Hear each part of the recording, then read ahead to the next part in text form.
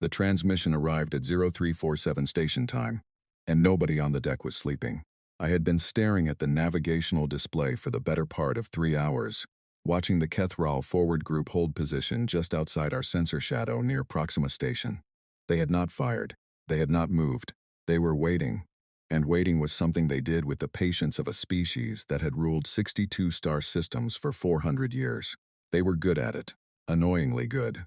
Commander Elaine Voss walked in carrying 2 cups of coffee and set one on the console beside me without saying a word. She was tall, brown-haired, with a kind of face that revealed nothing when she wanted it to reveal nothing. Right now, it revealed nothing. They sent it, I know, I replied. I felt the timestamp hit my board. My name is Nathan Cole. I am a senior field analyst for Terran Naval Intelligence, attached to the 1st Combined Fleet under Admiral Grace Harlow. My job most days is to sit in rooms and think about what other species are thinking. Today, my job was to read a message that the Kethral Galactic Empire had spent what I estimated to be 14 years composing, politically adjusting, legally reviewing, and finally deciding to send. That was how the Kethral worked. Everything was a deliberate process. Nothing happened by accident. Even their threats were the result of committee review. I pulled it up on the display. The translation was already done. Our language models had processed Kethral formal high script in under 3 seconds, which was ironic, because I suspected the Empire had no idea we could do that. They still believed we relied on biological translators and diplomatic couriers. We had not done that since 2289. By 2301, our language processing systems could handle all 12 primary dialects of Kethral administrative text in real time, with a margin of interpretive error smaller than any human translator could achieve in a month of careful work. They did not know that either. I read the message. It was long. It was formal. It cited 17 separate galactic treaties, 4 precedents from the conclave of aligned species, and 3 territorial maps that all happened to place the Kepler corridor entirely within Kethral administrative space. The argument was thorough. It was well constructed. It was, if I was being genuinely fair, not entirely without legal basis. The Kethral had actual historical claims to portions of the corridor, dating from before humanity had achieved interstellar flight. They had charted it. They had named sections of it, in their legal framework, that conferred something meaningful. The problem was that their legal framework had not accounted for 31 years of active Terran administration of the same corridor. But that was a detail for the lawyers. I was not a lawyer. At the very end of the message, after all of that careful legal architecture, there was a single paragraph. It said in precise and unambiguous language that the Terran Federated Fleet was to withdraw all vessels from the Kepler corridor within 30 galactic standard cycles, surrender navigational rights to the corridor, and acknowledge Kethral administrative sovereignty over the region. Failure to comply would result in the immediate deployment of the Kethral Second Battle Armada, which would remove the Terran fleet by force. 30 cycles. That was 11 days in human reckoning. I set the translation down on the console. Elaine was watching me. Well, she said. I picked up the coffee. It was terrible. The recyclers on Proxima Station had a mineral problem that nobody had bothered to fix in 6 years because it was, technically, not a priority. The coffee tasted like someone had dissolved a small piece of old pipe in it and then tried to compensate with additional heat. I drank it anyway because the alternative was no coffee, and that was worse. They have no idea, I said quietly. Elaine did not ask me to clarify. She already knew what I meant. We had been working together for 7 years, through 2 postings and 1 very uncomfortable month in the Vega cluster, where the food situation had been genuinely difficult, and she understood the register I was using. Not alarm, not defiance. Something more like the very specific feeling you get when you see someone who has been perfectly confident walking toward a step that is not there. She nodded once, slowly, and turned back to the display where the Kethral ships sat like patient stones in the dark. Let me explain something about the Kethral, because they matter to this story and they matter to understanding what came next. They are an old species. Not the oldest in the galaxy, but old enough that most species treat them the way you treat a mountain, as something permanent, something that simply is, something you do not challenge unless you have already lost your sense of reason. They have been an interstellar empire for 4 centuries. They have absorbed 11 species, not by violence alone but by a systematic application of political, economic, and military pressure that leaves very little room for the target to say no. They are organized, they are disciplined, they maintain a fleet of over 800 vessels across 62 systems. They have not lost a territorial engagement in 130 years. They are, by every measurable metric available to us in 2261 when we first made contact, the most formidable power in the local galactic cluster. What they are not is fast, not in the way they think. They move deliberately, they plan across decades. Their military doctrine had not meaningfully changed in 80 years, because it had not needed to. Every species they encountered either folded immediately upon receiving a formal demand, or folded eventually after a brief demonstration of force. There was no third option in their historical database. No species had ever made it to a third option. The Kethral had simply never found themselves in a situation where the target of an ultimatum did not behave as expected. That was their first problem. Their second problem was their intelligence network. The Kethral relied on a system of passive listening arrays and organic informants spread across the galactic cluster. It was, for their purposes and for the era in which they built it, genuinely impressive work. It covered enormous distances. It gathered real data from dozens of species simultaneously. The problem was that their nearest listening infrastructure to Terran space was located beyond the Harrow Nebula, which scrambled signal coherence significantly, and the result was that their best available intelligence on the Terran Federated Fleet was approximately 40 years out of date. 40 years.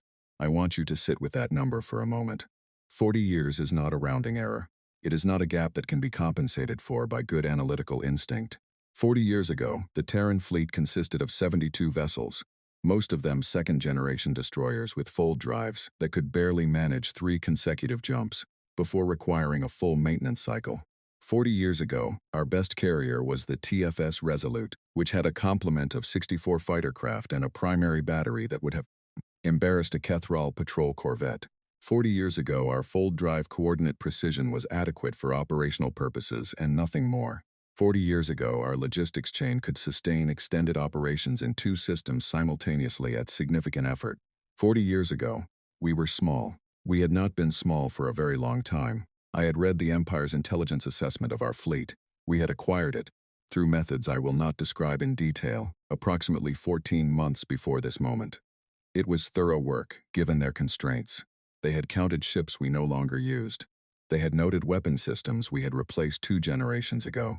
They had estimated our fleet doctrine based on engagements from wars we had concluded, before most of their analysts were grown.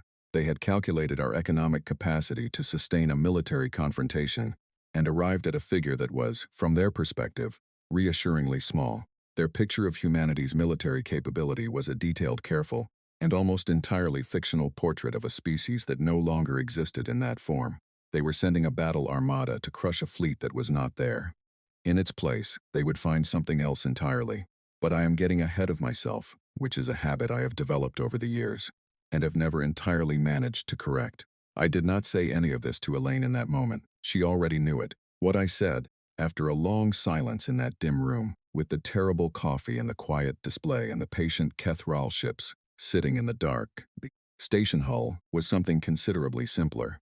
We should send them a very polite response, I said. Ask for 48 hours to consult our admirals. Elaine turned to look at me. There was something in her expression that she did not quite manage to suppress. It was not a smile, exactly. It was the ghost of one, held back by professional discipline and the awareness that there were 3 other people in the room. They will read that as hesitation, she said. Yes, I agreed. They will. She looked at me for another moment. Then she turned and walked toward the communications terminal. I looked back at the Kethral ships on the display. They were still sitting there, patient and enormous and very certain of themselves. I thought about all the things they did not know. I thought about the 40 years of work that had gone into building something they had no framework to understand. I thought about the engineers and the admirals and the quiet, driven, slightly single-minded human beings who had spent those years in shipyards and research labs and classified facilities across 14 systems, solving problems because they found them interesting and building things because they wanted to see if they could. I thought about what was waiting in the dark, on the other side of the Kepler corridor, folded into positions that no Kethral sensor array would detect until it was far too late to matter.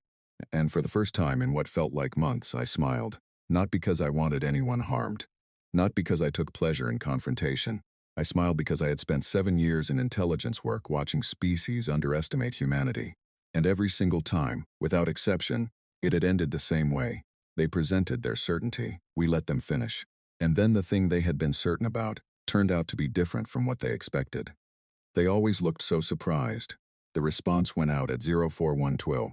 It was courteous, measured, and completely non-committal. It thanked the Empire for the clarity of their communication, noted the complexity of Terran fleet command structures, and requested 48 hours for internal consultation before any formal response could be issued. It was signed by a diplomatic aide whose name would mean nothing to the Kethral and everything to our own records. We settled in to wait. The Kethral ships did not move. They were patient, as I said. Patience was one of their genuine strengths. I was going to think about that more carefully in the days that followed, because patience is only a strength when the thing you are waiting for is the thing you expect to arrive. In the 48 hours that followed our message, 3 things happened simultaneously, in different parts of human-controlled space, far from the eyes of any Kethral sensor array. Admiral Grace Harlow authorized the activation of Protocol 7, which had been sitting in a sealed file for 6 years, waiting for exactly this type of moment. 79-fold coordinates were transmitted to fleet commanders across 14 systems, each one precisely calculated, each one assigned to a specific vessel or group and given a specific window for arrival. And in the deepest channels of Terran naval intelligence, I began preparing the briefing that would lay out exactly what the Kethral did not know, and exactly what that meant for the 11 days ahead. The galaxy thought it knew what humanity was. In 11 days, it was going to find out that it had been looking at a photograph of someone who had long since grown up, changed considerably, and quietly acquired capabilities that nobody had thought to ask about. The ships sitting in the dark were not the ships the Kethral Empire was expecting to fight. They were something else. We were ready. The briefing room on Proxima Station had no windows. This was not an oversight in the original construction. When you are sharing classified information about the full operational capability of the Terran Federated Fleet, you do not want observers, accidental or otherwise. The room was sealed, shielded against every passive detection method we were aware of, and contained exactly 7 people. Admiral Grace Harlow, Commander Elaine Voss, 3 fleet captains whose clearance level matched the material being discussed, our logistics chief Lieutenant Commander Owen Briggs, and me. Admiral Harlow stood at the head of the table. She was 61 years old, short, with gray hair she kept precisely cut, and eyes that made junior officers feel like they were being carefully read, rather than simply looked at. She had commanded vessels in 2 frontier conflicts, negotiated resource rights in the Vega cluster dispute that had run for 9 years before she arrived and resolved it in 4 months, and had once, according to a story that was technically classified but universally known within the fleet, kept a badly damaged destroyer functional for 19 consecutive days using hull materials that were not designed to serve that purpose, and a degree of refusal to accept the alternative that her surviving crew described as remarkable. She was not the loudest person in any room. She was almost always the most important one. She opened the briefing without preamble. The Kethral 2nd Battle Armada, she said, is currently staging at Roval Station, 4 fold jumps from the Kepler corridor. Based on our assessment of their operational tempo, they will move within 8 cycles of our deadline response. Possibly sooner if they interpret our request for time as weakness rather than procedure. She paused. They will interpret it as weakness. No one around the table looked surprised. Protocol 7 is active, she continued. All 79-fold coordinates have been transmitted and acknowledged. I want a status on positioning. Owen Briggs cleared his throat. He was 37, sandy-haired, with the particular energy of someone who had been running on 4 hours of sleep for several consecutive days and had found a way to make that feel normal through sheer repetition. He was the finest logistics mind I had encountered in a decade of working, alongside people who were very good at difficult things, and he knew it without being insufferable about it, which was genuinely a rare combination. As of 1800 hours, Owen said, we have full fold silence across all staging zones. 42 Cassandra-class carriers are confirmed on station at coordinates 7 through 19. The Vanguard corridor screen is complete, 12 vessels holding dark at assigned positions. Our forward decoy line, 38 destroyers, is positioned at the intercept point. The Kethral will expect to engage, and is running standard emission profiles to match precisely what their sensors will be looking for. He looked up from his notes. From their angle of observation, they are looking at our full defensive deployment. And they are not looking at our full defensive deployment, Admiral Harlow said. No, Admiral. They are looking at approximately 9% of it. The room was quiet for a moment in a way that was not uncomfortable but was very full. Captain Diane Marsh spoke from the far end of the table. She was the commanding officer of the TFS Inexorable, a Cassandra-class carrier that had been assigned as my observation platform for the engagement. She was 44, dark-eyed, deliberate in her speech, with the habit of tapping her left thumb against the table when she was working through something complex. She was tapping it now. "I want to make sure we are all accounting for the Kethral fold detection upgrade," she said. "Their array sensitivity has improved since the Vega survey data we used for our initial calculations." "It has," I confirmed, "by approximately 22%, based on signal patterns we have been monitoring for the past 14 months.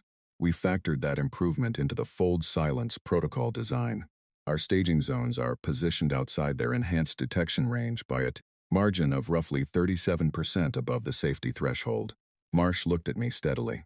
"And if that margin contains an error we are not aware of, then we find out faster than planned," I said. "But the margin is not wrong. We have 3 independent cross-checks on the detection range calculation, and the variance between them is negligible." She held my eyes for a moment. Then she gave a small single nod that said she had heard me, was not completely satisfied, and would proceed anyway, because that was what you did when you had done the work, and confirmed the numbers, and still could not be 100% certain, because certainty of that kind did not exist in this profession. "You made your best assessment, you checked it thoroughly, and then you moved," Admiral Harlow continued. "What followed over the next 2 hours was a methodical review of everything the Kethral Empire did not know about the current state of the Terran Federated Fleet. I had been part of building the intelligence picture that underpinned most of this briefing. I had read the summary documents, reviewed the capability assessments, cross-referenced the observational data. But sitting in that room and listening to the full account assembled in one place was still, I am willing to admit, an experience that produced in me a quiet and genuine astonishment. Not at any single element, but at the accumulated weight of all of them together. The Cassandra-class carriers, 42 of them, each one 1,100 meters from bow to stern, with a fighter complement of 240 craft, a primary rail system battery that could cycle independent firing volleys at a rate 3 times faster than anything in the current Kethral inventory, and an adaptive hull plating system grown through a von Neumann fabrication process. That meant significant battle damage could be partially compensated for in real time without requiring the ship to withdraw from engagement. The Kethral had no record of the Cassandra class in their intelligence files, because the class had not existed 40 years ago. The first Cassandra had launched 18 years ago at a ceremony in the Arcturus shipyard that received no external publicity. The 42nd had been commissioned 11 months before this briefing. There were 9 more under construction. The fold drive precision system. This one I found particularly fascinating, because I knew the history behind it in some detail. 22 years ago, Terran fold drive technology was considered adequate but unremarkable among the species that had assessed it. Our coordinate accuracy was within acceptable operational parameters, and the general outside assessment was that there was no particular reason to expect significant improvement beyond the incremental gains that any developing technology makes over time. This assessment was understandable. It was also wrong in a way that its authors had no means of predicting. A research group at the University of New Auckland, working officially on what their funding applications described as a theoretical mathematics problem with no immediate practical application, spent 11 years doing work that the broader scientific community considered tangential to anything important. What they actually produced, at the end of those 11 years, was a set of navigational calculations that allowed fold drive emergence to be coordinated across multiple vessels to within a margin of approximately 40 meters at any range up to 6 light-years.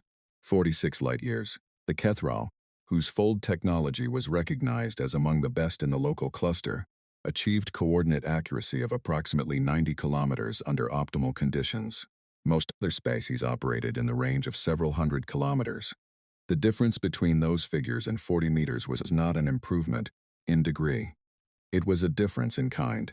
It meant that 600 vessels could arrive not approximately where they were supposed to be, but essentially exactly where they were supposed to be, at a chosen moment, from chosen angles, without the timing variance that normally staggered a fold emergence and left incoming ships temporarily exposed and uncoordinated. 600 vessels, together, precisely positioned, arriving from directions of our choosing. The Kethral were bringing 231 ships to the corridor, expecting to engage 40 aging destroyers. Owen walked the room through the logistics architecture, and I watched the fleet captains as the picture built layer by layer. The resupply network that kept all staging zones provisioned without requiring any vessel to break fold silence. The maintenance rotation that had kept every ship at full operational readiness through an extended holding period that would have degraded many other fleets. The communication relay system that allowed real-time coordination across all positions without emitting a signal profile that the Keth RAL arrays could identify as military traffic. Each element was impressive on its own. Together they described a military organization that had spent 40 years in a state of disciplined, methodical, and quietly enthusiastic preparation. I had said in a previous report that humans were at their most capable when given a difficult problem and enough time to become thoroughly interested in it. The logistics of Protocol 7 was evidence of that principle applied at scale. There was one more element of the briefing that I want to record here, because it speaks to something important about what made the Terran position as strong as it was. Owen had prepared a section on the fighter doctrine the Cassandra-class carriers employed, and it was different enough from what anyone else in that cluster was flying that it deserved specific attention. Most species, the Keth RAL included, used fighter complements primarily as a defensive screen, intercept craft, protection for the capital ships against incoming munitions and light attack runs. This was a logical role, and it had informed carrier design across of the species that used carriers at all. Terran doctrine had gone a different direction approximately 25 years ago, driven by a small group of pilots and tactical theorists who had decided that using fighter complements exclusively for defense was leaving enormous potential on the table. What they developed over the years that followed was a doctrine that used the fighter complement as an aggressive disruption element, not as the primary damage source but as a system for forcing enemy formations to react, to divide attention, to respond to multiple simultaneous problems at different scales. The effect was that a Keth RAL capital ship facing a Cassandra-class carrier was not simply facing a large ship with a powerful primary battery. It was facing a large ship with a powerful primary battery and 240 craft whose job was to make sure the capital ship could never fully focus on the primary battery threat. The Keth RAL tactical doctrine had no established countermeasure for this, because they had never needed one. No species they had previously engaged used their fighter assets this way. Owen also walked us through something that did not have an exciting name, but which I considered one of the most significant elements of the entire strategic picture, the maintenance record. Every vessel in the staged fleet had been at full operational readiness for the duration of the holding period. This sounds straightforward, but is actually one of the most difficult things a fleet can achieve, because ships held at readiness for extended periods without operational activity develop small problems that become medium problems that become serious problems with uncomfortable speed. The Keth RAL's own intelligence, had they possessed any accurate picture of our operations, would have predicted significant degradation in our readiness after 2 weeks of holding. We had been holding for 3, across 600 vessels, with readiness rates that the report characterized as within 2% of theoretical maximum. That was Owen's work. That was his specific genius, the ability to treat an abstract logistics problem as a solvable engineering challenge, and then actually solve it. I made a note to ensure that the record of what he had achieved in those 3 weeks was properly documented. Captain Lewis Grant, commanding the TFS Ardent, asked the question I had expected someone to raise. What if they pull back, he said. If they read our positioning incorrectly, or their command structure hesitates at the last moment, and they choose not to engage. Admiral Harlow considered him calmly. Then we hold the corridor. They return to negotiation from a position of demonstrated inability to enforce their ultimatum. We achieve our strategic objective without a single shot fired and from a substantially stronger diplomatic posture than we held before the ultimatum. And if they do engage, then we achieve the same strategic objective through a different sequence, she said. And the galaxy has somewhat better information about the current state of Terran fleet capability. There was something particular in the room after she said that. Not arrogance, because arrogance involves overstating what you have, and nothing being said in that room overstated anything. It was a steadier quality than that, the specific calm that comes from having done the work honestly, having checked everything that could be checked, and having arrived at the genuine conclusion that you are prepared. I thought about the Keth RAL emissary who was somewhere on the other side of this station, probably drafting a message to his superiors describing the Terrans as appropriately concerned and the situation as proceeding According to the Empire's plan, he was doing his job well. The problem was not his competence. The problem was the 40-year photograph his entire intelligence structure had handed him as a briefing document. After the meeting concluded, Elaine walked with me down the corridor toward the intelligence section. "You are quieter than usual," she said. "I am always quiet. You are quieter than your own version of quiet, which is itself already quiet." I thought about that. "I keep looking for the variable we have not accounted for," I said. "The piece of their capability that we do not know about. The thing that is missing from our picture. And I cannot find it," I said. "Is that reassuring?" "Partially," I admitted. "The things you cannot find are either genuinely not there, or very well hidden. I have been trying to determine which category this falls into for 3 weeks. Our assessment of their signals intelligence, their strategic reserves, their operational readiness timelines, all of it points in one direction, which is that the gap in their information is real," I said. "That it is not a constructed deception. That when their armada moves, Sorvin will be operating under sincere, confident, completely mistaken belief that he outmatches the Terran defensive force by a factor of roughly 8-1. I paused. "He does not, but he does not know that." Elaine walked beside me in silence through 2 corridors and 1 left turn. "Nathan," she said. "Yes, go and sleep for at least 5 hours. That is not a suggestion. I did not manage 5 hours, but I managed 3, and that was more than I had expected." During those 3 hours, the station continued its operations around me, indifferent to the fact that somewhere in the dark 4-fold jumps away an armada was completing its preparation to move. I thought, in the half-aware way that thinking happens in the space between waking and sleep, about all the people who had made this possible. Not the admirals and the captains, important as they were. The others, the engineer who had spent 6 years developing the adaptive hull plating system and who, by all accounts, had found the problem so interesting that she had worked through at least 3 holidays voluntarily.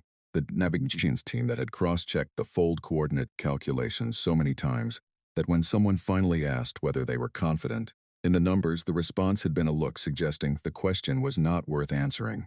The enlisted crew on 38 destroyers who had been told their assignment and had taken it without complaint, which said something important about the culture that 4 decades of purposeful development had built. They had all done their part without needing to know the full picture. That was the thing about distributed effort applied toward a shared goal. The pieces fit together even when the people working on them could not see the whole. On the 6th after the initial transmission, the Empire responded to our diplomatic request. The message was brief.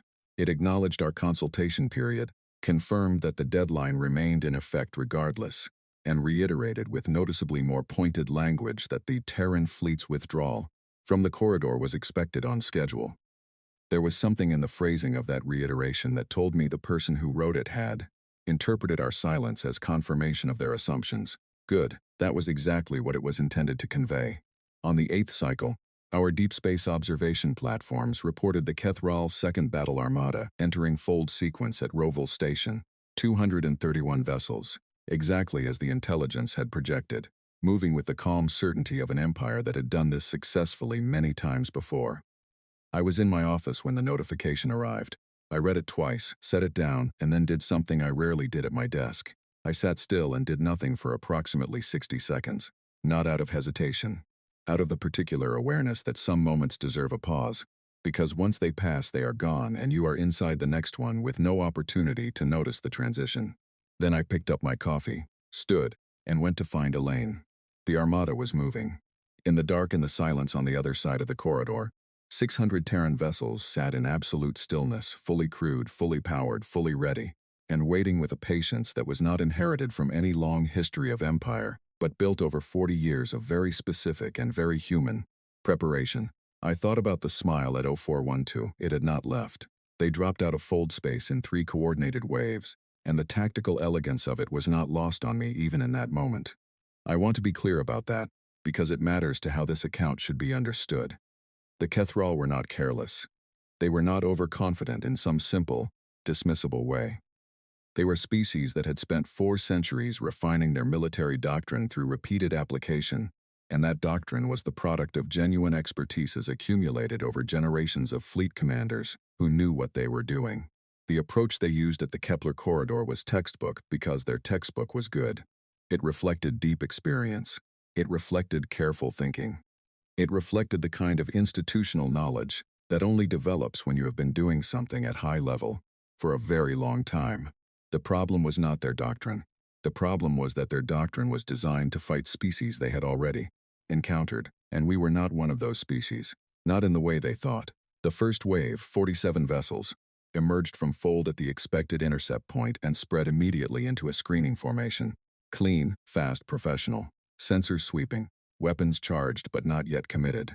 They created a defensive perimeter in less than 4 minutes, establishing the clear field that the second wave would need. The second wave, 93 vessels, came in 11 seconds later and formed up into a battle line configuration that showed exactly the kind of precision you develop when you have drilled the same maneuver for a decade. The third wave, 91 vessels in reserve formation, positioned themselves to reinforce whatever section of the line showed stress under the coming engagement.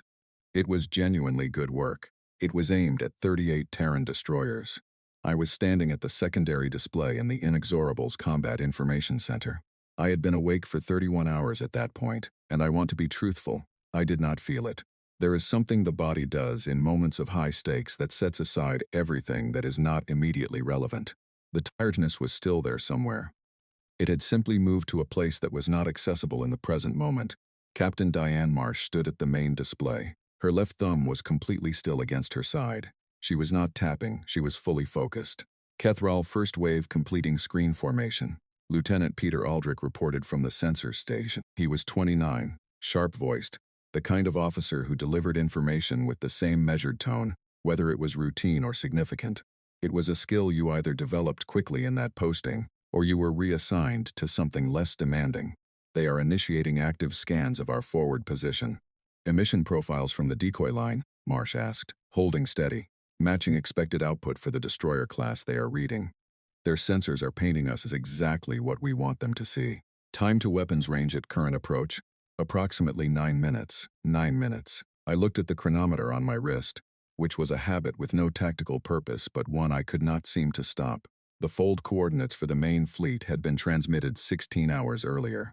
Every vessel was confirmed on station. Every crew was at full readiness. Every system had been checked and was running cleanly. There was nothing left to do in those 9 minutes except wait for a single condition, which was not tactical. It was not about optimal range or positioning advantage. It was about the record that would exist afterward, when the Galactic Conclave reviewed the engagement and assigned responsibility for its initiation. Admiral Harlow had been absolutely clear. We would let them fire first. Not because we needed to from a purely military standpoint. We did not.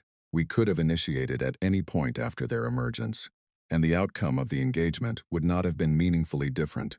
We waited because when this was over and the reports were filed and the diplomatic aftermath began, there would be zero ambiguity in any sensor record or communication log about which party had opened a hostile engagement in a disputed zone. The Kethral would fire on Terran vessels in space we administered. We would respond. That sequence, preserved cleanly in the data, was worth more than any positional advantage we might have gained by moving first. 7 minutes. The Kethral second wave completed its formation and began advancing toward the decoy line. We were intercepting their tactical communications in real time. Fleet Architect Sorvan commanded the armada from a vessel our records designated as the primary flagship. His communications were clipped, efficient, and carried the tone of someone who had done this many times and expected this time to be no different. Formation corrections, weapons system status confirmations, acknowledgement of the screening report. At 6 minutes and 40 seconds, one translated line from Sorvan to his battle commanders. The Terran formation has not moved. Proceed to engagement range, 5 minutes. On the Inexorable, nobody spoke unnecessarily. The Combat Information Center had perhaps 40 people at their stations, and the sound in the room was exactly what it needed to be. Equipment running, quiet reports, controlled breathing. Nothing more. 4 minutes. The Kethral first wave completed its final approach adjustment. Their weapons were moving from charged to active targeting. 3 minutes. The second wave was at full advance. Sorvan was not planning a cautious engagement. He was planning a decisive one. He expected to overwhelm the Terran defensive line in the opening exchange, sustain minimal losses, and be composing a victory transmission before the station recyclers finished their next cycle. Nothing in his available information gave him a reason to expect otherwise. 2 minutes. Admiral Harlow's voice came over the fleet command channel. She sounded the way she always sounded, Exactly as calm as the situation required, which, in this moment, was very calm indeed. All units hold position. Wait for first fire. Acknowledge.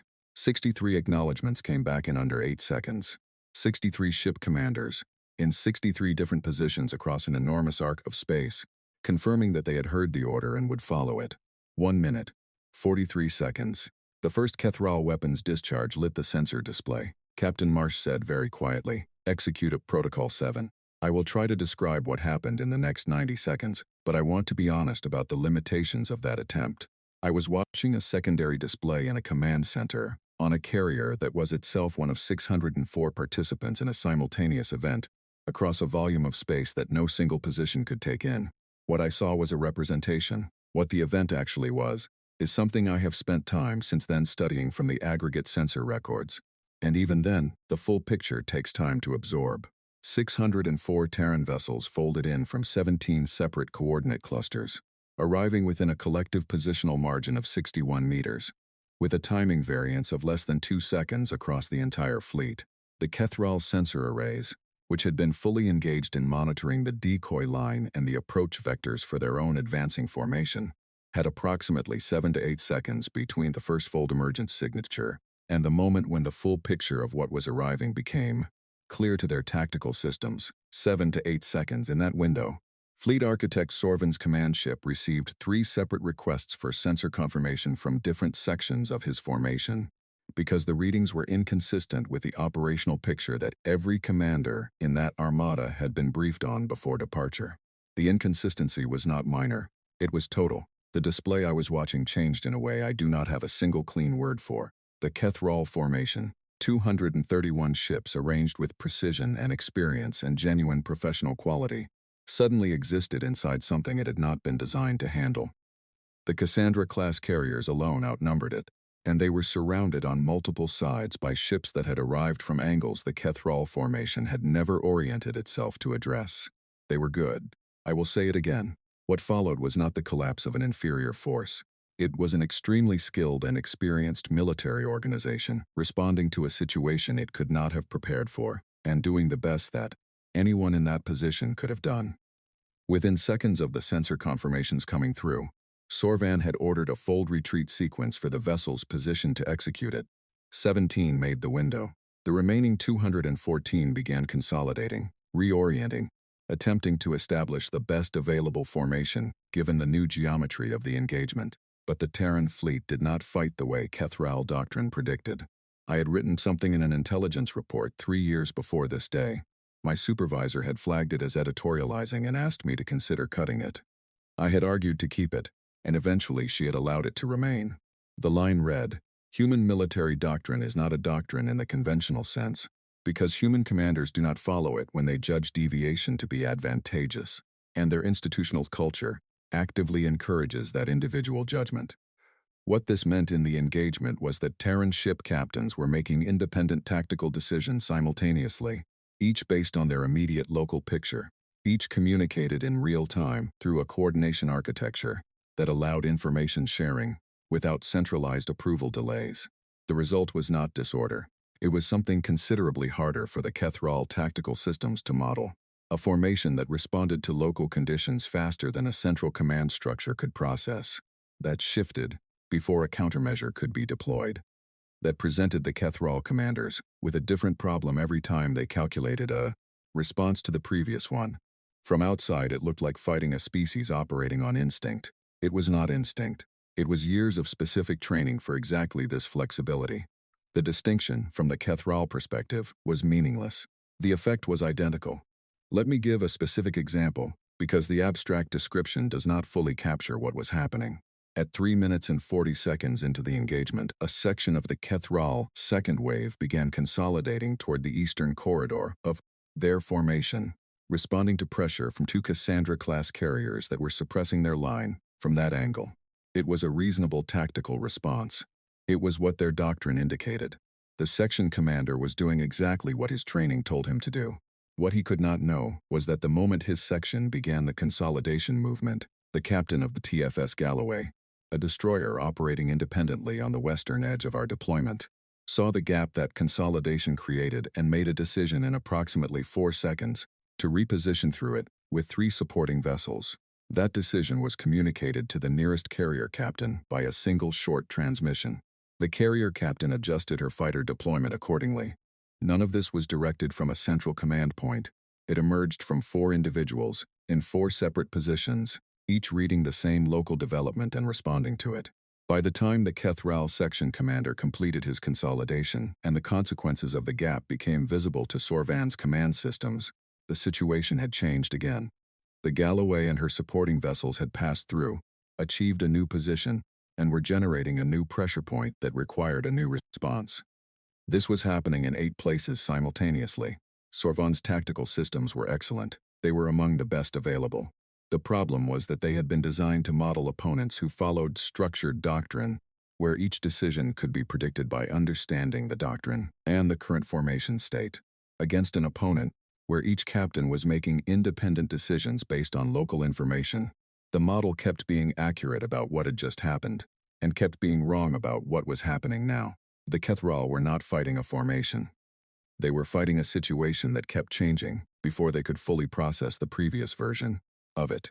7 minutes into the engagement, the Kethral formation's cohesion had degraded significantly, not catastrophically, not all at once, but steadily and without reversal, in the way that a situation degrades when the fundamental conditions are not favorable, and each passing moment confirms rather than corrects that assessment. There was a moment, at approximately 9 minutes, that I watched on the display, and that I have thought about many times since. A section of the Kethral Third Wave Reserve moved forward to reinforce the degrading line. It was a sound decision, exactly what reserves are for. But the moment they moved forward, the fold positions they had been anchoring became undefended, and 2 of our carriers adjusted their angles to exploit that. By the time the reserve section reached the line it was reinforcing, the problem had moved and the reinforcement was in the wrong place. This happened twice. After the second time, the reserve section commander stopped moving and held position instead, which was also understandable, because moving and being wrong twice in 10 minutes is a reasonable argument for staying still. But staying still was its own problem, because it left our carriers free to work without accounting for the reserve. 11 minutes and 22 seconds after the first Kethral weapon discharge, Fleet Architect Sorvan transmitted on the emergency diplomatic frequency. He requested a ceasefire. I was watching the display when the relay of that transmission reached the Inexorable's communication systems. Marsh read it. She read it once, looked up and looked at me. I looked at the display. I looked at the Kethral formation. 214 ships, still capable, still functional, repositioned into a configuration that made their situation unmistakably clear to any observer willing to read it honestly. And I smiled. Not the small private-controlled version from 0412, a real one. The kind you cannot help. Patch them through, I said. And connect Admiral Harlow. Marsh turned. You heard him open the channel. The frequency opened. On one end, Fleet Architect Sorvan, 400-year empire, 214 vessels, and an operational picture that had just been comprehensively revised. On the other, Admiral Grace Harlow, 61 years old. Gray hair. Fleet Architect Sorvan, she said. This is Admiral Grace Harlow of the Terran 1st Combined Fleet. I have received your request. Please state your terms. A pause. Several seconds. And it was not the delay of translation. Sorvan was pausing. Admiral Harlow, he said. And the voice through the translator carried something that had been absent from every intercepted tactical communication over the previous hour.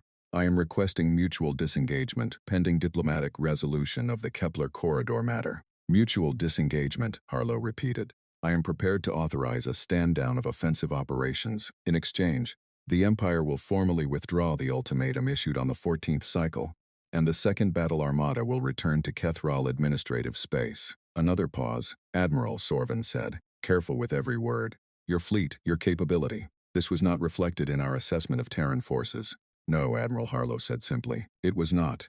Silence on the channel. I accept your terms. I set my coffee cup down on the console. My hands were completely steady. The specific clarity that had arrived at the start of the engagement was still present, but it was shifting into something quieter now. Not triumph. Something that felt more like the particular relief of having done something very carefully and having it come out correctly. Peter Aldrich, at the sensor station, said something I will not include in this account, but his tone was exactly right for the moment. Captain Marsh stood still for another moment. Then she said, "Stand down from combat readiness. Maintain defensive posture. All stations, confirm." The confirmations came back in under 10 seconds. Across the fleet on 604 vessels, people who had been at their highest level of readiness for the past 19 minutes and 40 seconds began the carefully managed process of stepping back from that edge. It was not relaxation. It was a controlled transition to a different kind of alertness, the kind required for what came next, which was the harder and longer work of turning a battlefield into a negotiating position. I thought about the 38 decoy diastras. Their captains had volunteered for the assignment knowing they would be the first point of contact, the ships that absorbed the initial Kethral weapons fire, while the rest of the fleet held position. They had performed exactly as they needed to. They had taken the hits and continued operating and held until the order came through, and I was going to make very sure that the record of what they had done was complete and accurate. I thought about the 17 Kethral vessels that had managed to fold out before the corridor exits were sealed. They were already gone, folded back toward Roval Station, carrying sensor data that was going to produce an extremely difficult conversation at the Empire's command level. I felt something complicated about that. Not satisfaction exactly, more like the awareness that those 17 ships represented the beginning of a process the Empire was about to go through. A process of understanding that was going to be uncomfortable and necessary, and could not be shortened. I was already thinking about the diplomatic phase. That was the nature of my particular role. The moment one thing concluded, the next thing was already there, requiring attention. Before I moved, I paused for one more moment at the display. 214 Kethral vessels, adjusting their position from combat configuration to something that, on sensor readouts, looked very much like caution. 604 Terran vessels, arranged around them like a very patient and very real fact.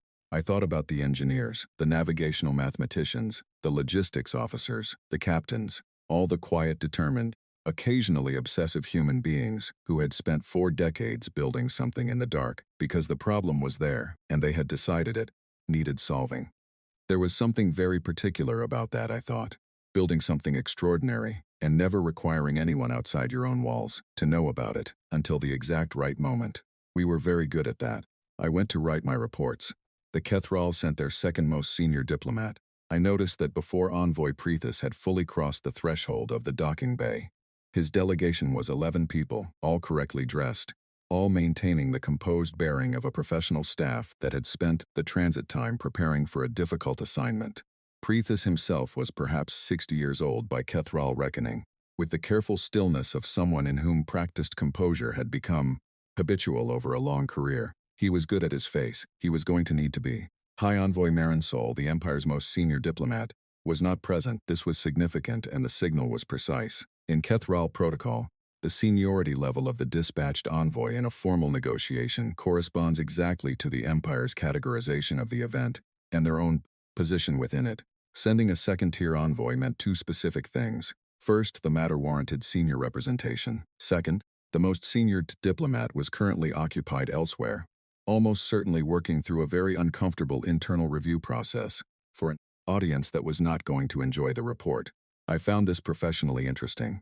I noted it in my file and moved on. I was seated at the far end of the negotiating table when Preethus entered the chamber. Admiral Harlow occupied the head of the table.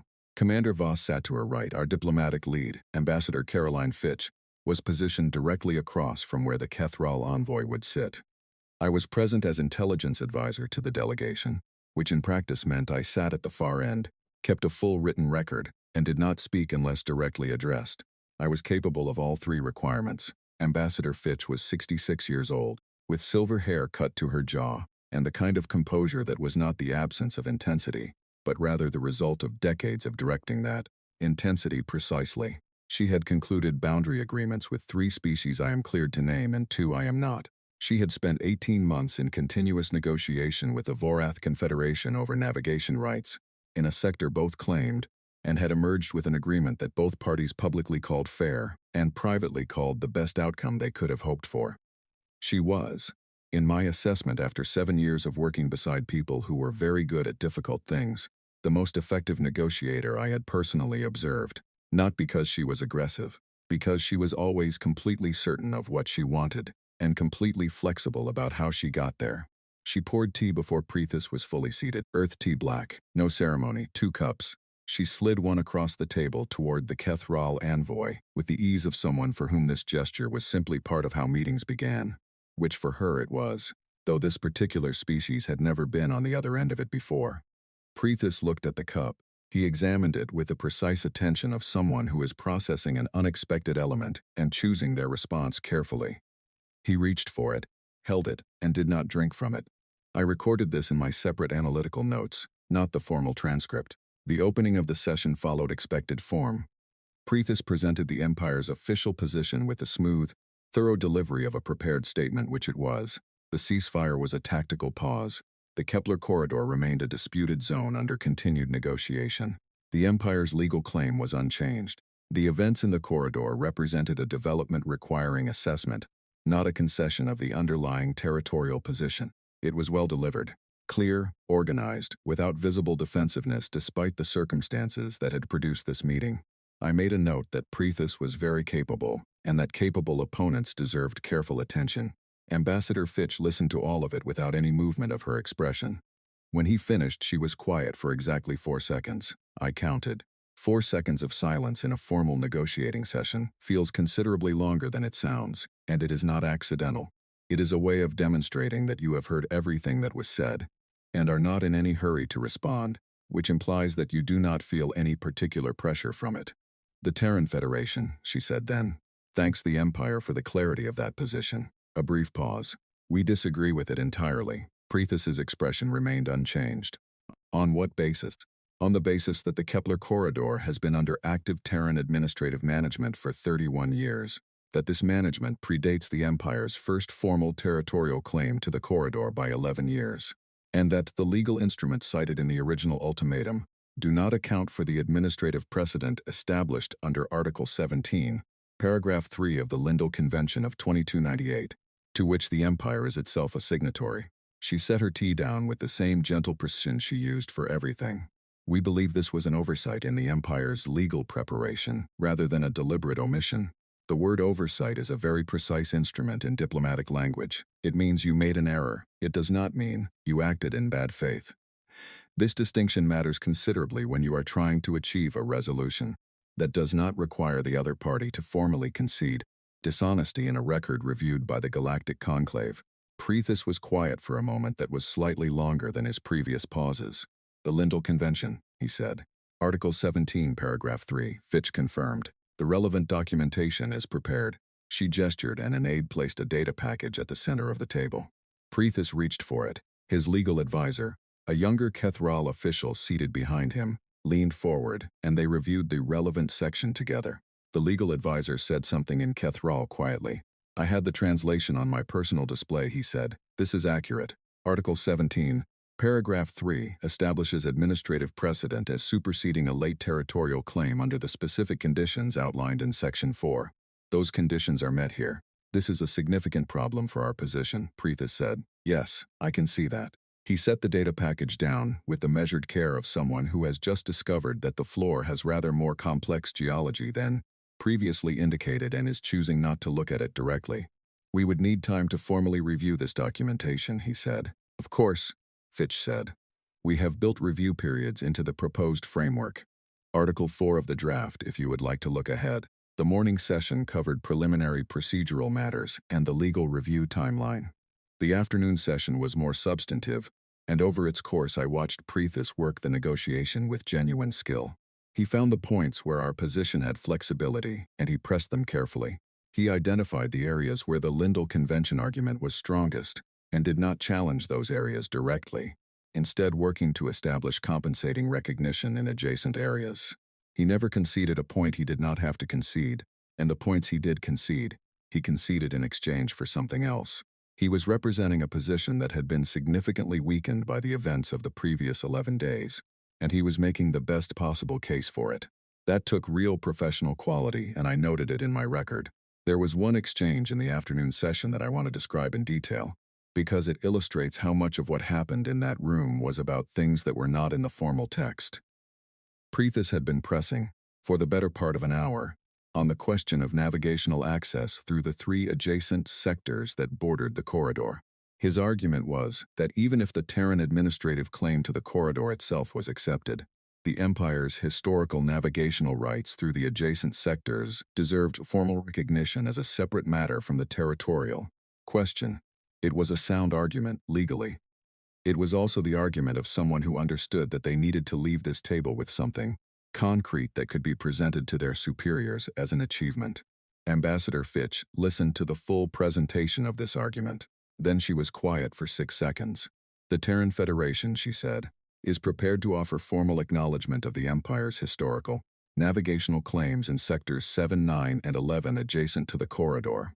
This acknowledgement would be documented in the treaty record, would carry full galactic conclave standing, and would be presented jointly at the conclave session following signature. Preethus was quiet for a moment. That is the full 3 sectors. It is, Fitch said. The Terran Federation does not contest the history.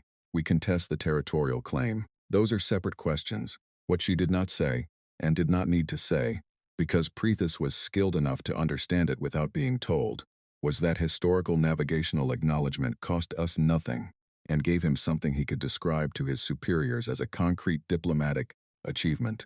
We were not giving him territory. We were giving him a frame. He accepted it after a brief recess for consultation with his legal advisor. The afternoon concluded with an agreement on the framework for the next session and a timeline for the formal legal review. As the delegations prepared to depart, Preethus said something that was not in the formal record, because it was spoken during the informal movement, toward the door rather than at the table. He said to no one in particular but with a tone that suggested it was directed at me. The tea was adequate, I said. I will pass that to the kitchen. It was the closest thing to humor that had entered the room all day, and it ended there, but I noted it. It meant he was beneath the professional composure, functional. That was important. Negotiators who are not functional are difficult to conclude agreements with. During the formal recess, I found a quiet section of corridor and contacted Admiral Harlow on a secure channel. Current red? She asked. Preethus is working well within a constrained hand, I said. The Lyndall argument landed correctly. The adjacent sector acknowledgement closed the morning gap in their position. They will need 2 days of internal consultation before they can formally respond to the draft framework. One other thing. I paused. He asked, through an intermediary for a private meeting this evening. No delegation, no formal record. He specified he wanted to speak with someone from intelligence. Harlow was quiet for a moment. Not diplomatic, not diplomatic. Why intelligence? My theory, I said, is that he wants to understand the shape of what his empire did not know, not for the record, for his own assessment of what he is going to tell his superiors when he returns. Would that conversation be in our interest? I thought about it carefully. In the right form, yes. The things that are now visible to every intelligence service in the cluster anyway, the general scale of the capability gap, the general timeline of our development, not methods, not specific systems beyond what they have already observed directly, but an honest framework for the question they are going to be asking internally, for the next decade regardless. I think giving him an accurate framework is better than leaving him to construct an inaccurate one. Harlow was silent for several seconds. Approved. You conduct it. The private meeting was that evening, in a small conference room 2 corridors from the main chamber. Preethus arrived alone. I arrived with Elaine, because I had learned over 7 years that 2 sets of ears and 2 sets of eyes were reliably better than one, and because Elaine would tell me afterward what I had missed, which was always something. Preethus looked at Elaine when we sat, then at me. You are intelligence, he said to me. I am, I confirmed, and she, also intelligence, I said. We tend to come in pairs. He considered this briefly, then accepted it. How long, he said. Just that. How long have we been building what you encountered in the corridor? Yes. In its current form, approximately 18 years. The foundational work begins roughly 40 years ago. He absorbed this for a long moment. We had no indication. Our network is extensive. Your network is very good, I said. The gap in its coverage of our space is a function of the Harrow Nebula's effect on signal coherence at the distances involved. It is not a failure of design. It is a physical constraint that happened to produce a 40-year blind spot. A 40-year blind spot, he repeated. Yes. Another long silence, then. There are those in the Empire who will argue that the engagement in the corridor reflects a temporary advantage, an intelligence failure, not a genuine capability gap. There are probably people in the Empire who genuinely believe that, I said. You disagree. The capability gap is real, I said. The intelligence failure is also real. They are 2 separate problems and both require attention. I paused. What I would like the Empire to understand, if I may speak directly, is that the Terran Federation did not build what you encountered in order to threaten your empire, or to expand into your space, or to become the next dominant power in this cluster. We built it because 40 years ago your empire sent us a communication making clear that you did not consider us worth serious attention. And the human response to that assessment, consistently and across our entire history, is to spend the subsequent period making that position untenable. Not out of hostility, out of something closer to professional disagreement with the premise. Preethus looked at me for a long, careful time. That, he said slowly, is a very human answer. Yes, I agreed, it is. He stood, he had what he came for, and the meeting had reached its natural end. At the door, he paused. The tea this afternoon, he said. Assam, I said. From Earth. We have been cultivating it for several thousand years. He looked at me for another moment. Then he nodded once, as if this information had confirmed something he had been quietly working through, and left. Elaine waited until the door closed. The human response to not being taken seriously, she said. It is accurate, I said. It is also slightly alarming, she said. Most accurate things about us are, I said. That is part of why it works. She thought about that as we walked back to file our respective reports on a conversation that had happened in a small room and would not appear in the formal record but would matter considerably in what came after. The Kepler Accords were signed 11 days later. The Terran Federation retained full administrative sovereignty over the corridor. The Empire formally withdrew the ultimatum. In exchange, the Empire received formal acknowledgement of their historical navigational claims in 3 adjacent sectors, 0 territorial concession, and the considerable benefit of having the matter concluded without further escalation. Also, and this was not in the formal text but was understood by everyone in the room, they received the very significant benefit of having ended the confrontation on terms they could describe internally as a negotiated outcome, rather than a simple retreat. We gave them that framing, deliberately, because it was useful to us that they have it. An empire that leaves a negotiation with something it can present as an achievement is an empire that has a reason to hold to the agreement. An empire that leaves with nothing has nothing to lose by revisiting the question later. This was elementary diplomatic strategy. But elementary strategy correctly applied is often more effective than elaborate strategy, imperfectly applied. There was one more thing that came out of the Accords that did not make the formal record, but that I considered significant. In the final session, as the document text was being confirmed by both delegations, Preethus had made a comment, directed at Ambassador Fitch, about the Assam tea. He said he had found a reference to it in the Historical Exchange database the Galactic Conclave maintained. He noted that its cultivation predated our interstellar programs by several thousand years, and that this suggested a continuity of practice that he had not previously associated with humanity. Fitch had looked at him and said, "We have very long memories, Envoy Preethus. We just do not always make them visible." He had been quiet for a moment, then he had nodded once, and returned to the document review. I had written that exchange down in my separate notes immediately. It was not intelligence in the formal sense, but it said something about the conversation that had happened beneath the formal conversation, the one that was going to shape how Preethus wrote his report, and what his report was going to recommend to the people who read it. The Galactic Navigation Registry access, the thing we had actually wanted for 80 years and been denied on the grounds that we were not yet a recognized first-tier power, came through 6 weeks after the Accords were signed. The formal notification arrived on a Tuesday morning in a message that was, given what it represented, remarkably brief. It said that the Terran Federation had been registered as a first-tier navigational partner, and that full access to the registry would be available upon completion of the standard integration protocol. I read it twice, then I forwarded it to Admiral Harlow, who was still technically in her last week before retirement, with a note that said only, "Registry access confirmed." She replied 40 minutes later with 2 words, "About time." That was, I thought, exactly right. We had the corridor, we had the registry, we had the accurate galactic picture that every other species was now working with. The work was not over. It was never over. But this part of it was done. 6 months after the last Kethral vessel crossed back into Empire space, I was at Proxima Station again. The recyclers had been partially repaired. One component had been replaced, which had improved the mineral content of the coffee by an amount my palate estimated at 20%. The coffee was still not good. It was now merely bad rather than aggressively bad, and I had communicated this distinction in a brief note to the facilities manager. She had replied with "Thank you, Cole," and nothing else, which I chose to read as warmth. I was in the observation deck at the particular hour. when station operations were between their two main shift changes, and the space was typically empty. I had developed a habit of using this hour to sit and read, or occasionally to sit and do nothing, depending on what the week required. This week it was a combination of both. Coordinator Vasson sat down across from me without an invitation, which was consistent with what I had learned of Sen's social conventions over 3 months of occasional corridor encounters. The Sen did not approach without purpose. When they had something to say, they said it without preliminary social maneuvering, which I found, compared to many species, quite efficient. She placed a small data chip on the table and slid it toward me. From the collective's observational archive, she said. The Battle of the Kepler Corridor, captured from our observation platform near the Harrow Nebula. I picked it up and looked at it for a moment.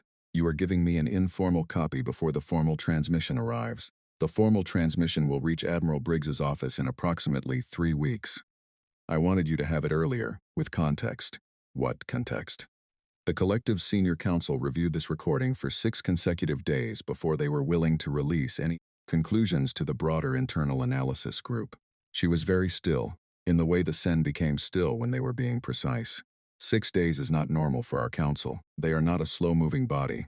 What did they keep finding? I asked. Things that required review more carefully before they could be assessed, she said. Each time they believed they had a complete understanding of what the sensor record showed, someone in the council would identify an element they had not fully accounted for. This happened 4 times before they reached stable conclusions. I turned the chip over in my hand. And those conclusions, that the collective's existing models of Terran capability, alliance structure, and threat environment require comprehensive revision. She paused. All of them, she confirmed. The Council's working assumption was that the Terran Federation was a developing power of meaningful but not exceptional capability, likely to achieve first-tier standing within 3 to 4 decades of continued development. She paused. That assessment was based on data that was 40 years old, the same information the Kethral Empire relied upon. Our independent sources added some margin of improvement to the picture. They did not come close to the reality. I set the chip on the table. I was asked, Vasson continued, to make an informal assessment before the formal revision process begins. I have done so. I am sharing it with you as a courtesy, because direct exchange of honest assessments tends to be more productive than formal channel communications. In circumstances like these, I appreciate that, I said. Your species frightens us, she said. She said it flatly without drama, not as an accusation and not as a compliment. As an observation that she had assessed as accurate and was reporting with the precision her species valued. She watched my expression as I received this. Why does that please you, she asked. I looked at her for a moment. All 4 of her eyes, the 2 primary and the 2 secondary positioned above them, were attentive. Because it means the lesson was received correctly, I said. What lesson? I thought about how to say it truthfully, because Vasson was giving me something of genuine value and deserved a genuine response in return, not a diplomatic construction. For most of the time we have been operating in this part of the galaxy, I said, other species have looked at humanity and seen something manageable. Something growing, yes, but growing at a rate that could be accommodated. Something that could be guided and shaped through the usual mechanisms of political and economic pressure. Something that did not need to be engaged with at the level of genuine equivalency. I picked up my coffee cup. The Kethral looked at us and saw exactly that, and they acted on it. And the assessment was wrong in ways that produced an entirely avoidable confrontation, Vasson said. When your species is frightened, I said, it means the collective has updated. It means you are now working from a picture of what we are that is accurate rather than 40 years out of date. That is better for everyone.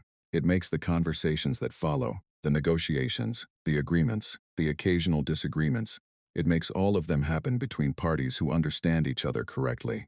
That is more stable, more honest, and significantly less likely to produce a situation like the corridor, where the gap between expectation and reality was large enough to make a confrontation appear rational to one party when it was not. Vasson considered this in the way her species considered things, fully still, all 4 eyes processing.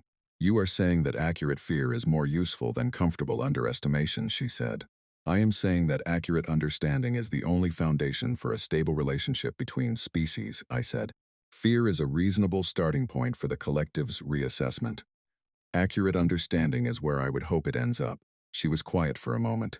The collective will want to formalize this discussion. Ambassador Fitch is available at any time that is convenient for the council, I said. She is very effective with tea. Something in Vassen's expression shifted slightly, in a direction I had learned to associate with what the Sen signaled as appreciation, though I was aware my interpretive framework for Sen expressions was still developing. She stood. Then she paused. One more question, she said. Of course, 40 years, she said. You built all of this in 40 years, in parallel with maintaining a public profile suggesting a species at a much earlier stage of development. The scale of coordination that required, the consistency of information security across 14 systems and how many individuals. She stopped. How does a species manage that without a central coordinating authority capable of enforcing consistency? It was the right question. It was the question I would have asked in her position, and I had thought about the answer to it more than once over the years. Humans, I said, do not require central direction to work toward a common goal when the goal is important enough, and the individuals involved have decided it is worth working toward. We are, as a species, extraordinarily good at finding the piece of a large problem that is within our reach, solving it, and then connecting that solution to what others have solved, without needing to be assigned the problem or supervised through it. That requires a shared understanding of the goal, she said. It requires something more basic than that, I said. It requires a shared sense of what is unacceptable. 40 years ago, the Kethral made clear that they did not take us seriously. That was unacceptable to a very large number of humans, working in a very large number of separate places, who never needed to meet or coordinate to agree on that assessment. The work that followed was the distributed result of that shared position. Distributed, she said, not managed.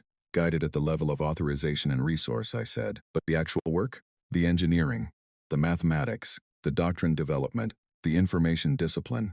That was individuals in small groups finding their piece and solving it. And then the picture came together. Vazen was very still for a long moment. That, she said, is the part that frightens us most. I know, I said. I understand why. She collected the data chip from the table where I had set it, holding it for a moment before she put it away. You do not try to be reassuring, she observed. No, I agreed. I do not think that would be honest, and you deserve honesty. She looked at me for one more moment. Then she left without another word, because the Sen did not add words beyond what was necessary, and what was necessary had been said. I thought, after she left, about the Vorath Confederation's response to the events in the corridor. Their ambassador had sent a formal communication to Admiral Harlow within 48 hours of the ceasefire. It had been phrased in carefully diplomatic language, but the substance of it was not difficult to extract. The Vorath had been watching, had been deeply uncertain about what they were watching for the first several minutes, and had arrived at a conclusion that they described as requiring significant internal reflection. Their ambassador had also, informally, communicated something to our diplomatic staff that was not in the formal message. She had said, "We did not know." She meant it as an apology of sorts, though the Vorath did not apologize easily. They had been allied with the Terran Federation for 19 years, and had not known what their ally actually was. They had been operating on the same picture everyone else had, the manageable developing species, the growing but unexceptional power, the species that had promise but was not yet a factor of the first order. I had thought about what to say in response to that and had eventually said nothing, because there was nothing useful to say. They had not known because we had not told them. That was a deliberate choice. The Vorath were excellent allies in many respects, but their information security was not what ours was, and what 14 people know, 15 eventually know, and from 15 the path to 40 is shorter than it should be. The Sen Council had requested a formal review of their alliance and partnership frameworks following the corridor engagement, not to distance themselves from humanity.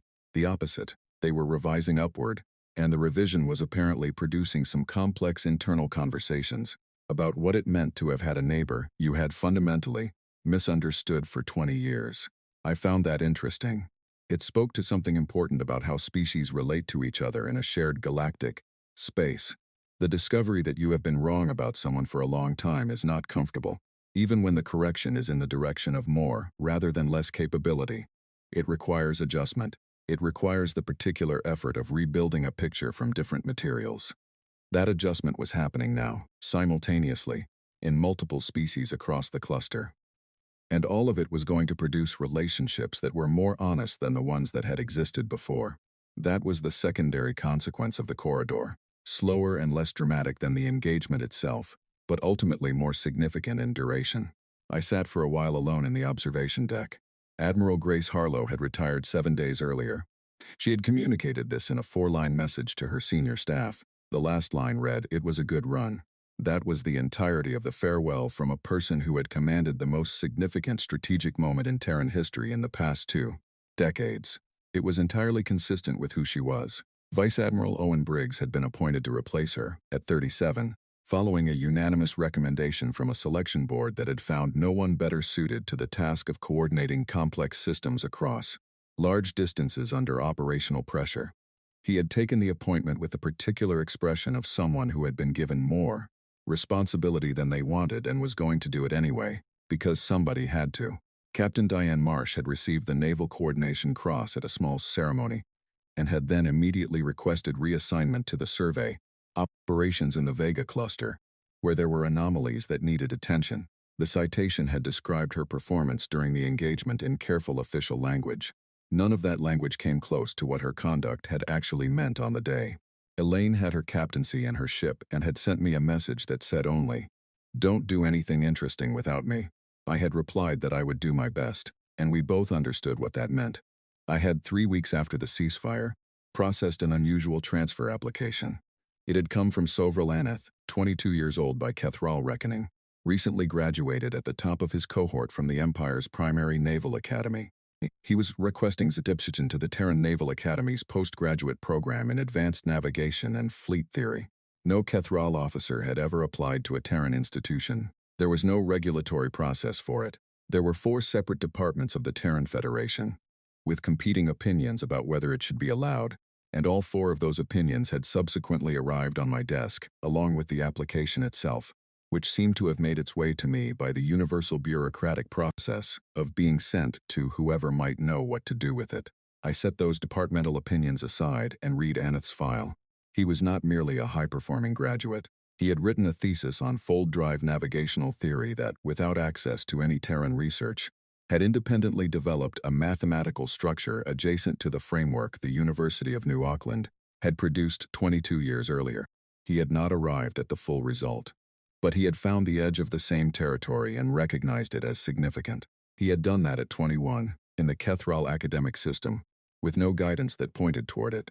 I sat with that for a long time. Then I thought about what a Kethral officer with a Terran Naval Academy education would carry back to the Empire when he returned. Not our classified systems, not our specific capabilities beyond what was now openly observable, our way of approaching problems, our particular and persistent habit of treating settled questions as worth reopening, our institutional culture of trusting individual judgment and creating conditions for it to be applied. I thought about what that might produce in an empire that was currently working through a significant internal reassessment of everything it thought it knew about the species on its border. I approved the application under Intelligence Advisor Discretionary Authority. 4 departments sent me queries. I replied to all 4 with the same response. Read the candidate's file, then present the counter-argument. Nobody presented a counter-argument. Sovril Aneth would begin the postgraduate program in the autumn. I did not know what he would do with what he learned. I could not predict an individual I had never met. What I could do was open a door, make possible something that had not been possible before, create a condition. That was most of what this work actually was, at the level where I had ended up operating. Not the gathering of information, though that was part of it. Not the analysis of threats, though that was part of it too. Mostly it was the quiet, careful arrangement of circumstances, such that the outcomes worth having became more likely than the ones that were not. We had done that for 40 years with everything. The ships, the drives, the doctrine, the coordination, the silence. Every piece of it was a condition created, a door opened, a circumstance arranged. And when the moment came, the accumulated weight of all those conditions produced the only outcome that was honest. I finished my coffee. It was still not good. It was better than it had been. Progress was progress. Around me, Proxima Station continued with its ordinary business. Cargo processed. Messages transmitted. The station's operations moved through their cycles without drama, as they did every day, as they would continue to do, long after the events in the corridor had become a footnote in the historical records that future students would consult when trying to understand how the galactic order of the 24th century had come to be arranged the way it was. I thought about Vassen's question, how does a species manage that? I looked out the viewport at the stars. They were exactly where they had always been, unchanged, indifferent, scattered across distances that still took my comprehension a deliberate effort to approach honestly. Between them and the dark, things were moving. Ships, signals, species working through revised assessments and updated models, and the slow, difficult process of understanding something they had misunderstood for 40 years. We had not set out to frighten anyone. We had set out to solve problems because the problems were there. The fear was a byproduct of the solving, and it was, as I had told Vassin, a better foundation than ignorance. I stood, collected my cup, returned it to the recycling station, and walked back to my office. On my desk, a new file was already waiting. It had arrived during the hour I had spent in the observation deck, flagged as requiring intelligence advisor review, attached to a situation I had not yet read fully and therefore could not yet assess. I sat down, I opened it, I began to read. There was always something new to understand. Always a new variable, a new species, a new situation that had not existed in quite this form before. The galaxy was very large, and it was always doing something. We had 40 years of practice at paying attention. We were not going to stop now.